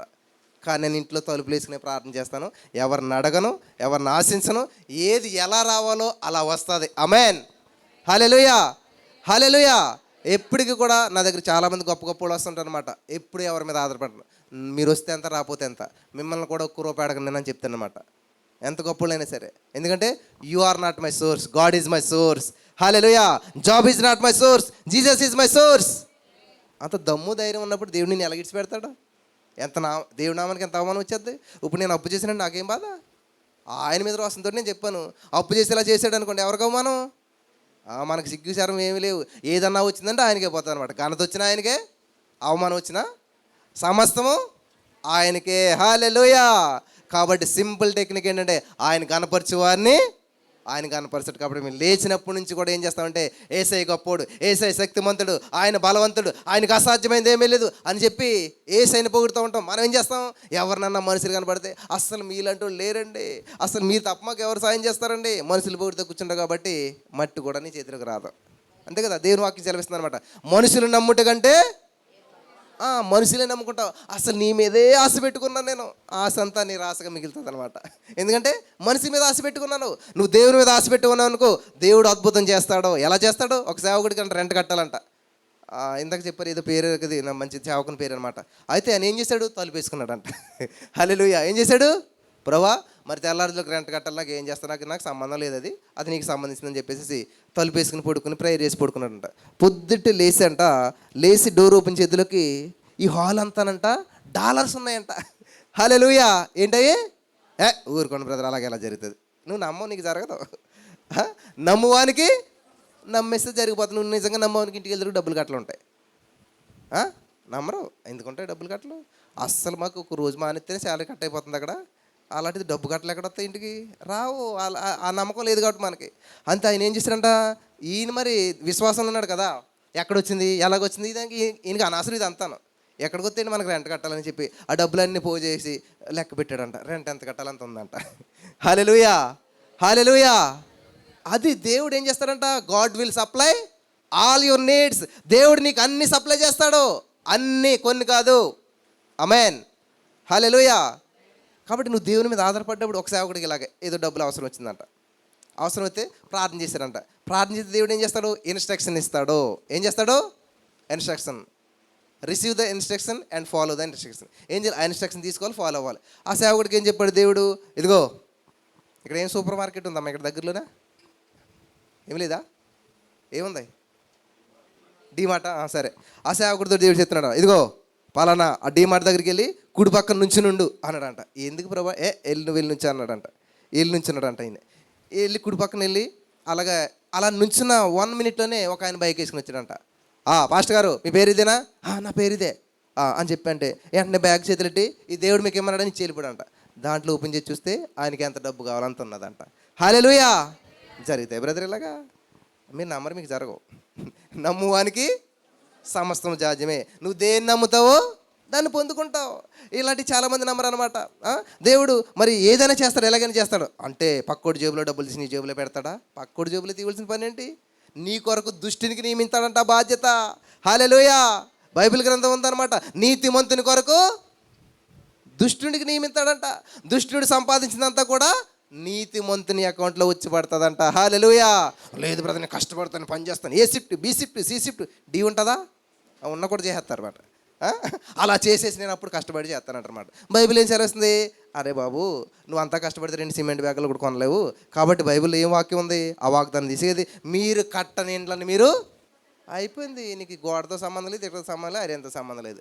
ఆ వాగ్దానం బట్టి ఏం చేస్తావు, thank you Jesus, in the name of Jesus I'm believing, I'm receiving అని చెప్పి ఒక ఫోటో పెట్టుకుని నువ్వు ప్రార్థన చేసావనుకో, ఎవరో ఒకరు వస్తారు, దేవుడికి ఇల్లు ఇమ్మన్నాడు అంటారు, ఇచ్చారు, వెళ్ళిపోతారు, అయిపోయింది కదా. ఇలాగే ఏం జరగవు బ్రదర్. ఏవో ప్రసంగంలో బాగుంటాయి కానీ చెప్పడానికి బాగుంటుంది, వింటకు బాగుంటుంది, నవ్వుకోవడానికి బాగుంటాయి. ఈ నిజ జీవితంలో జరగవా జరిగితే నేను చెప్తాను వినండి. నా జీవితంలో రీసెంట్గానే లాస్ట్ ఇయర్ ఫిబ్రవరి 25వ తారీఖున జనవరి నెల ఆల్ నైట్ జరిగింది. చాలామంది ఎక్కడెక్కడి నుంచో వస్తున్నారన్నమాట. ఏంటి ఆల్ నైట్ జరుగుతుందన్నమాట. మరి మేము ఉండే ప్లేస్ ఏమి ఎక్కడోనూ ఆల్ నైట్కి రావాలంటే చాలా దూరం. చిన్న స్ప్లెండర్ ప్లస్ బైక్ ఉంది, దాంట్లో ఈ కెమెరా ఇవన్నీ పెట్టి ముందు పెట్టాను, 2 పిల్లలు పెట్టాను, మా ఆవిడని వెనకాల పెట్టాను. ఇంతమంది కింద సామాన్లు వెళ్తుంటేని అదేదో పర్వతం కదిలినట్టు ఉందన్నమాట రోడ్డు మీద. అందరూ ఏం చేస్తున్నారు, వింతగా చూస్తున్నారు. మరి ఎలాగుంటుంది, కొంచెం ఏమైనా వస్తున్నాయి కదా, మా ఊళ్ళో ఏం బాధపడుతున్నారు, సిగ్గుపడుతున్నారు, ఇదంతా. అరే ఎలాగా అని చెప్పేసి, ప్రభా మరి ఇలాగైతే ఎలాగా, నా కోసం కాదు మరి కనీసం కారు వీళ్ళందరికీ బాగుంటుంది కదా అని చెప్పేసి పెద్ద విశ్వాసంతో ఏం చేశాను, ఇదిగో మేము బైక్ మీద వచ్చాం కానీ నెక్స్ట్ మంత్ కారులో తినట్లేదు, కార్లు గిఫ్ట్లు ఇచ్చే స్థితిలో దేవుడు నన్ను పెడతాడు. ఏంటంట, కారే లేదు కానీ కారు ఏం చేస్తానంట, గిఫ్ట్ ఇచ్చే స్థితిలో దేవుడు నన్ను పెడతాడు. ఆమెన్ అంటే ఆమెన్ అని హెరాంధ్రం అయిపోయింది. అంత అయిపోయిన తర్వాత ఏం చేసి మర్చిపోయి ఇంక నేను దాని గురించి పట్టించుకోలేదన్నమాట. విచిత్రంగా ఒక రోజున ఒక సేవకుడు వచ్చి బ్రదర్ ఒకసారి బయటకు వస్తారా అని చెప్పి వెళ్ళకుండా ఏం చేశాడు, ఆయన ఒక తాళం చేతులు పెట్టాడు. ఏంటి బ్రదర్ అంటే, దేవుడు ఇది ఈ కారు మీకు ఇమ్మన్నాడని అక్కడ ఫుల్ ట్యాంక్ పెట్రోల్ కొట్టించేసేసి కారు మా ఇంటి దగ్గర పెట్టేసి వెళ్ళిపోయాడు ఆయన. హల్లెలూయా. యూట్యూబ్లో ఉంది, ఇది వీడియో చూడొచ్చు మీరు కావాలని. ఎలా జరిగితే బ్రదర్ ఏంటి అంతే, నువ్వు పలికితే కలిగితే, నువ్వు విశ్వాసంతో దేన్నైతే నమ్మి పలుకుతావో అది అద్భుతం నువ్వు చూడగలుగుతావు. హల్లెలూయా. నేను కారు ఇచ్చిన ఆయనతో అన్నాను, ఎవరన్నా థ్యాంక్ యూ చెప్పేసి గడగలాడతారు కదా, బ్రదర్ ఇది కారు నాకు నేర్చుకోవటం మాత్రం ఈ కారు దగ్గర ఉండదు అన్నాను. ఎలాగుంటుంది ఇచ్చిన ఆయనకి, ఒళ్ళు మండుతుంది లేదా? మనం ఏం చేస్తాం, అయ్యి కారు ఇచ్చేసారని మనం సంతోషపడిపోతాం కదా. నేను అలాగేం చేయకుండా, బ్రదర్ ఇది జస్ట్ నాకు నేర్చుకోవటం మాత్రమే అని చెప్పి అన్నాను. ఇచ్చిన తర్వాత ఏం చేశాను, నిజంగా కారు నేర్చుకున్న తర్వాత ఏం చేశాను, ఎవరికో పట్టుకెళ్ళి గిఫ్ట్ ఇచ్చేసాను మళ్ళీ నేను. హల్లెలూయా, హల్లెలూయా. చూడండి ప్రియులారా, బైబిల్లో ఈరోజు సామెతల గ్రంథం 11వ అధ్యాయంలో ఒక మాట చదవరు, మీకు ఎంతమంది గుర్తుందో నాకు తెలియదు కానీ, వెదజల్లి చదివినా కూడా గుర్తున్నది మనకి. గుర్తుంటే ఇలాగ ఎందుకుంటాం, మనం అభివృద్ధి చెందేస్తాం అనమాట. వెదజల్లి అక్కడికి క్లూ ఇచ్చినా కూడా చెప్పట్లేదు, వెదజల్లి అభివృద్ధి పొందేవారు కలరు. హల్లెలూయా. ఎలాగంటండి, వెదజల్లితే మరి లాస్ పోతాం కదా బ్రదర్, అభివృద్ధి ఎలా చెందుతాం, అదే మాట టెక్నిక్ అనమాట. నేను ఒకసారి నాతో ఒక సేవకుడు వచ్చాడు, కొన్ని వస్తువులు కావాలంటే కొంటే సరే బిల్ నేను కట్టేసాను అనమాట. అయిపోయింది, మర్చిపోయాను. తర్వాత ఏదో పని నేను అదే షాప్కి వెళ్ళాను. వెళ్తే నా పిల్లలు కూడా వచ్చారు, వాళ్ళేంటి ఇది కావాలా అది కావాలి ఇది కావాలని అన్నీ కలిపి కార్ట్లు వేశారు. ఇంకొక సేవకుడు వచ్చి నా బిల్లు మొత్తం కట్టేశాడు. మనకి ఇలాంటివి జరగవు. ఎప్పుడన్నా పక్కింటి వాళ్ళు కరెంట్ బిల్లు కట్టారా, అయ్యమ్మ ఆ కరెంట్ బిల్లు మేము కట్టుకోలేకపోతున్నాం, పక్కింటి వాళ్ళు కరెంట్ బిల్లు ఏం కడతాం బ్రదర్. ఇట్లాంటి సాహసాలు చేయి మనం. ఎప్పుడు కూడా రావాలి రావాలి. ఇక్కడ మరి ఎవరో చెప్పారన్నమాట, అత్తోరింటికి వెళ్తారంట ప్రతి పండక్కినంట బంగారం ఉంగరం పెట్టాలంట, ఏదో బండి పెట్టాలంట, బట్టలు పెట్టాలంట. ఇదంతా చాలా నేను అంటాను అసలే మరి అది చాలా రాంగ్ అనమాట. నేను 7వ తరగతిలో రాసుకున్నమాట, ఏమని, నా భార్య కనిసేవ అయితే అసలు వాళ్ళ అమ్మల ఇంటికి పంపకూడదు, అవసరమైతే వాళ్ళ అమ్మల్ని ఇక్కడికి రమ్మనాలి. మా ఇల్లు చూస్తే వర్షం అంతా ఇంట్లో ఉంటుంది. నా కోరికలు చూడండి, రూపాయి కట్నం తీసుకోకూడదు.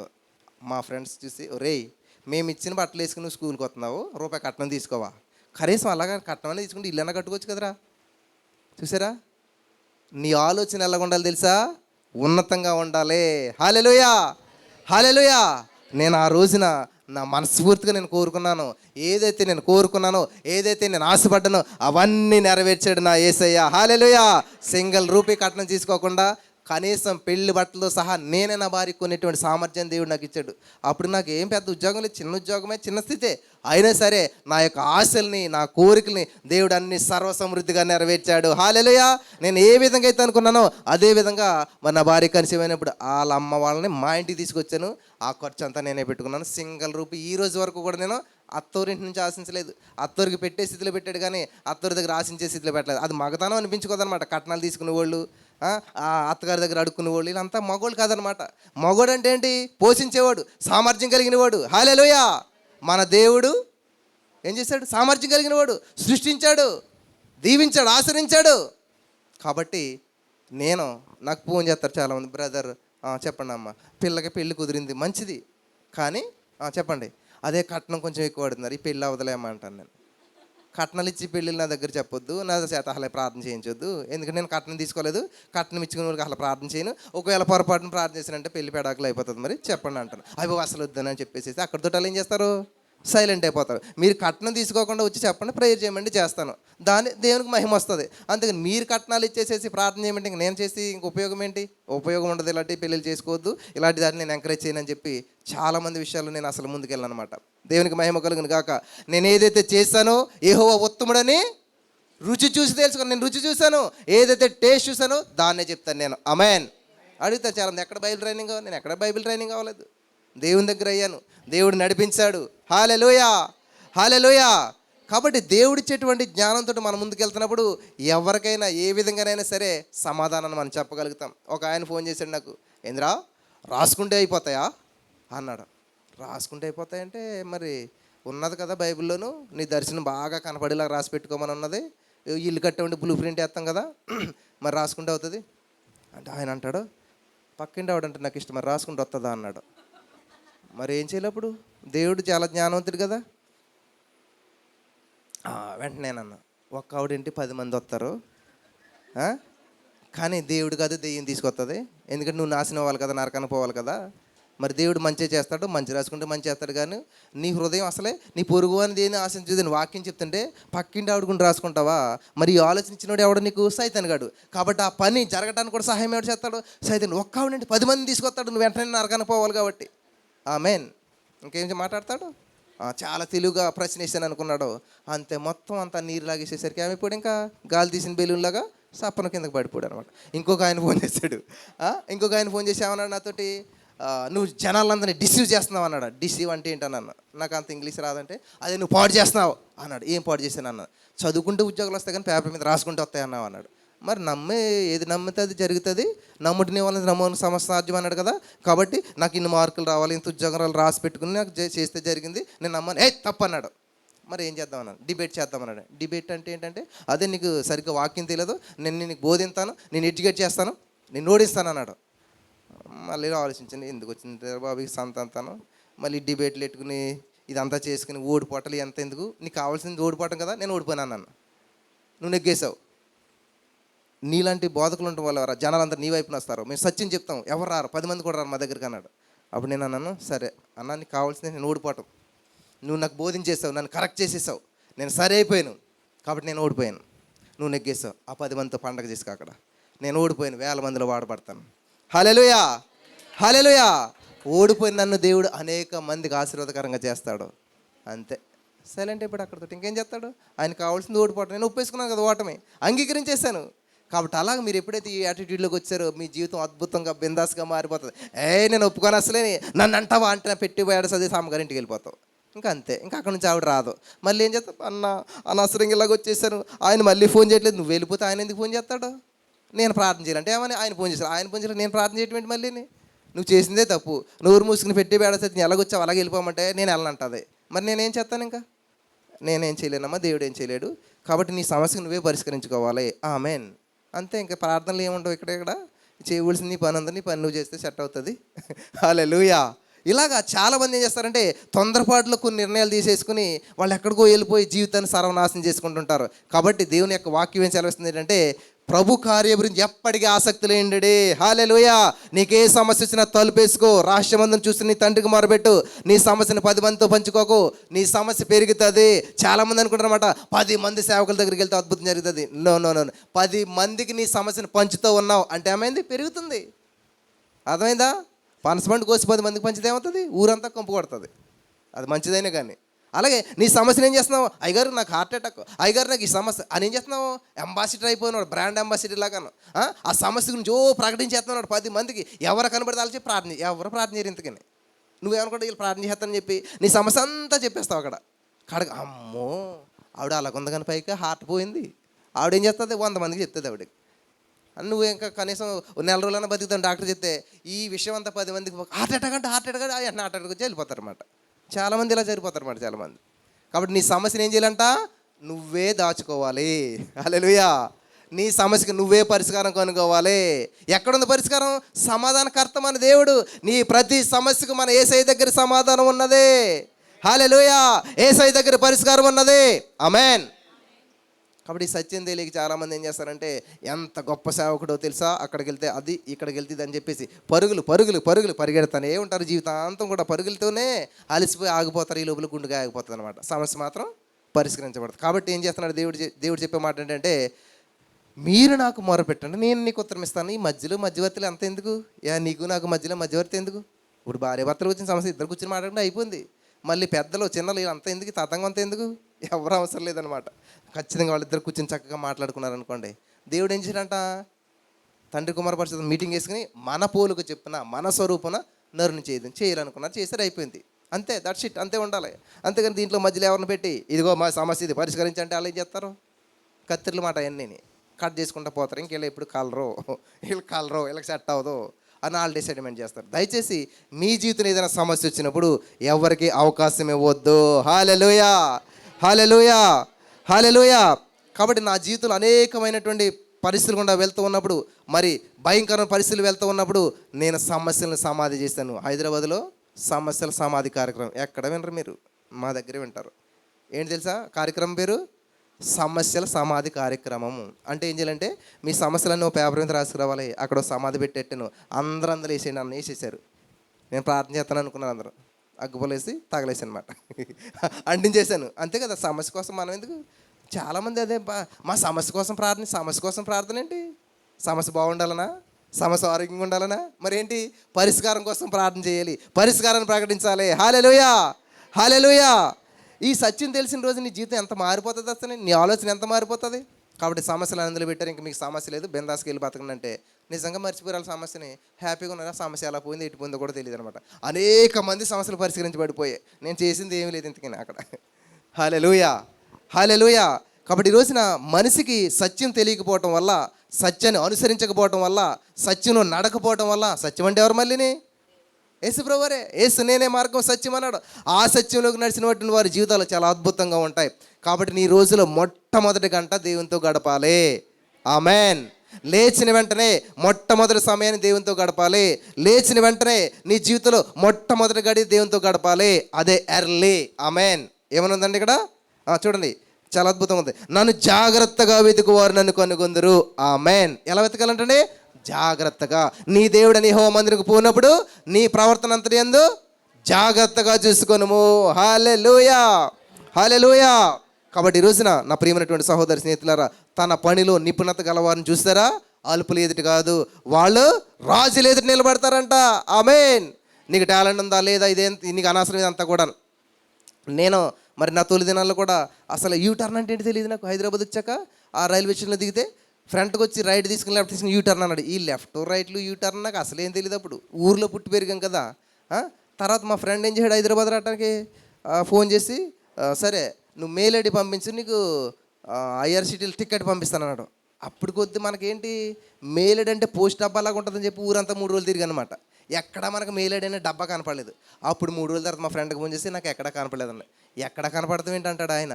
అదే మెయిల్ ఐడి అన్నావు కదా, అది ఎక్కడ కనపడలేదు, ఎక్కడ ఉంటుంది అన్నాడు.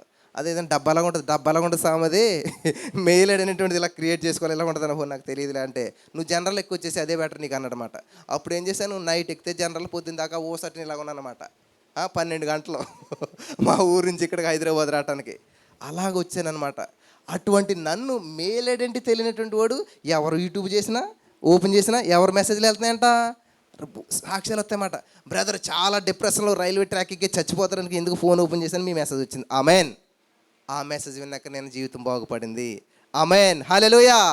మేము చచ్చిపోవాలని ఎన్ని కుటుంబాలు, ఎన్ని ఫ్యామిలీస్ మేము చచ్చిపోతారనుకున్నాం. అప్పులు ఎక్కువైపోయి, బాధలు ఎక్కువైపోయి, ఏం చేయలేదు, దిక్కుతోచని సచిలు. సరే ఇలాగంటే కరెక్ట్గా అప్పులు బాధపడుతున్నావా, నువ్వు చచ్చిపోతున్నావా, కరెక్ట్గా అయ్యి బాబా నేను చచ్చిపోతాను నీకు ఎలా తెలుసా, నాకేం తెలుసు. సరిగ్గా అది మెసేజ్ విన్నాక వాళ్ళ సమస్యకు సొల్యూషన్ అంతా అక్కడ దొరికేస్తుందంట. హల్లెలూయా, హల్లెలూయా. అనేక మంది జీవితాలు వెలిగించబడటం, బాగుపడటం, వాళ్ళు ఇన్స్పైర్ అవటం, అక్కడ నుంచి దేవుని కనెక్ట్ అవటం వాళ్ళు నాకెవరు కనెక్ట్ అవ్వలేదు, కానీ దేవుని కనెక్ట్ అయ్యారు, వాళ్ళ జీవితాలు బాగుపడ్డాయి. హల్లెలూయా. బాగుపడుతూనే ఉన్నాయన్నమాట.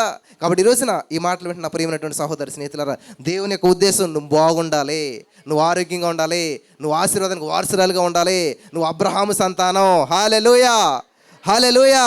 కాబట్టి దేవుడు ఏం చేశాడంట, ఈ యొక్క ఇశ్రాయేలు ప్రజల్ని ఫరో సైన్యం తరిమేస్తుందంట. రథచక్రాలకి ఆ శీలలు ఊడిపోయేలా చేశారండి. ఎప్పుడు తెలుసా? ఉదయమే 4వ జాములోను.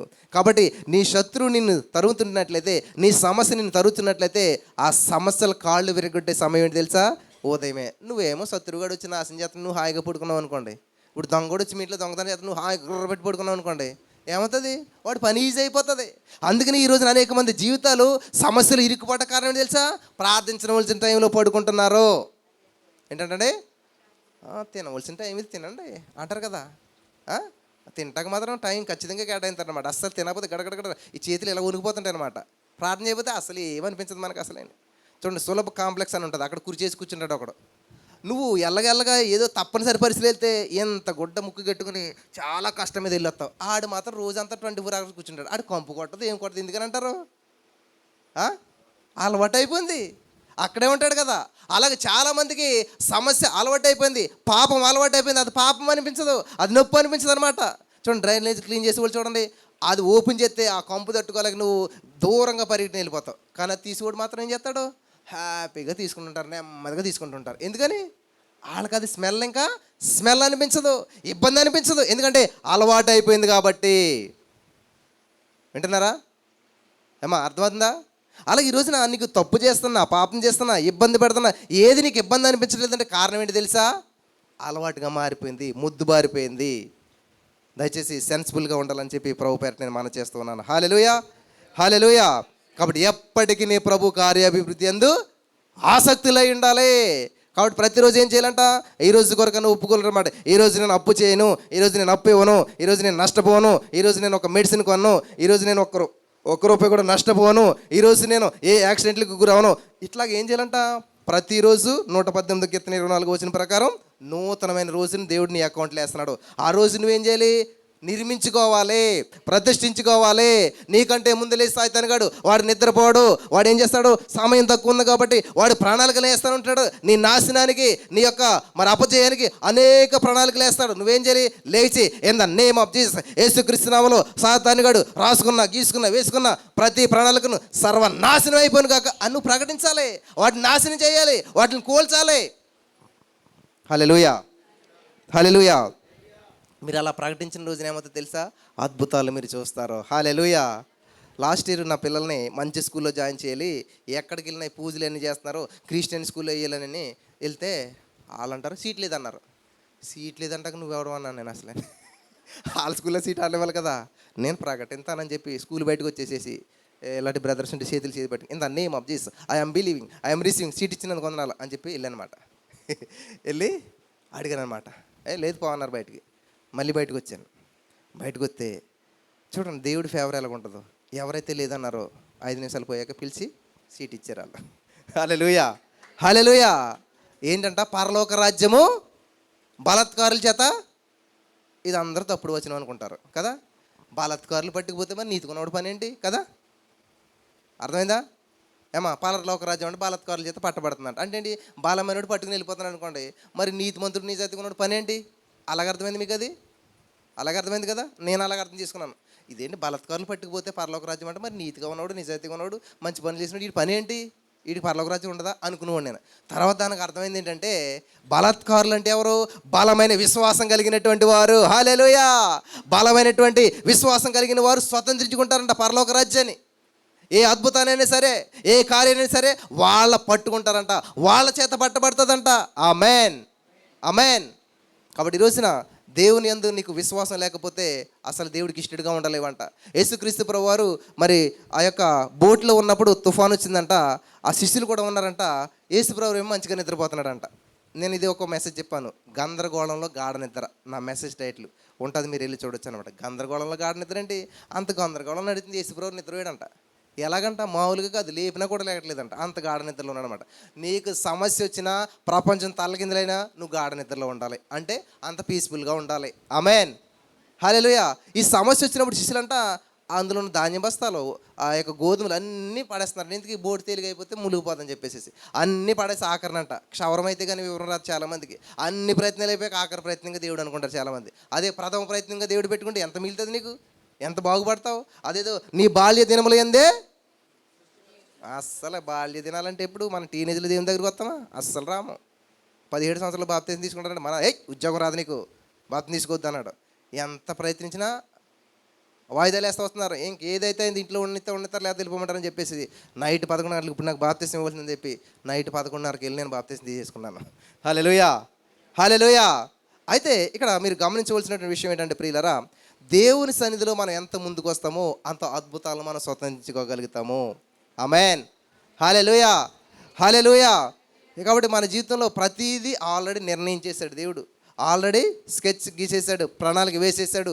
నీ జీవితంలో ఎవరితో పెళ్ళి అవ్వాలో, ఏ ఉద్యోగం రావాలో, ఏ ప్రణాళిక అంతా రాసేసాడు అనమాట. ప్రతి వరకు ఒక పుస్తకం ఉంటుందంట. ఆ పుస్తకం ఆల్రెడీ రిటర్న్ రాయబడి ఉన్నదనమాట. హల్లెలూయా. అక్కడ మనకి మన దినములు అంటే ఏమైపోయినాయంట, లెక్కించబడి అనంట. ఎలా లెక్కించాడు, ఎప్పుడు లెక్కించాడు?